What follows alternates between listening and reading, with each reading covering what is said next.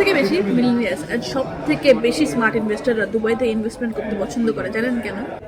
দেখেন, আপনি যদি 2 কোটি টাকা ইন্ডিয়াতে ইনভেস্ট করেন তাহলে আপনি অ্যানুয়াল রেন্ট পাবেন 5 লাখ টাকা, কিন্তু সেম অ্যামাউন্ট আপনি যদি দুবাইতে ইনভেস্ট করেন তাহলে আপনি পাবেন 15 লাখ টাকা। অ্যান্ড অলসো আপনি যদি ইন্ডিয়াতে ইনভেস্ট করেন মান্থলি রেন্ট পাবেন আপনি 42,000 টাকা, কিন্তু আপনি যদি দুবাইতে ইনভেস্ট করেন সেম অ্যামাউন্ট তাহলে আপনি পাবেন 1,25,000 টাকা।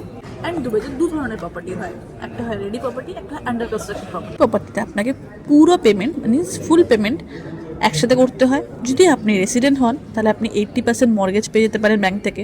আপনি যদি নন রেসিডেন্ট হন তাহলে 60% মর্গেজ পেয়ে যেতে পারেন, কিন্তু তার আগে একটা প্রি অ্যাপ্রুভেলের প্রসেস থাকে যেটা আপনাকে ক্লিয়ার করতে হয়। কিন্তু আপনি যদি আন্ডার কনস্ট্রাকশন প্রপার্টি নেন তাহলে আপনি একটা লং টাইম পেমেন্ট প্ল্যান পাবেন। সেখানে আপনাকে শুধু 20% ডাউন পেমেন্ট করতে হয়, তার সাথে 4% একটা ডিএলডি অ্যামাউন্ট থাকে যেটা গভর্নমেন্টকে পে করতে হয় ডাইরেক্ট।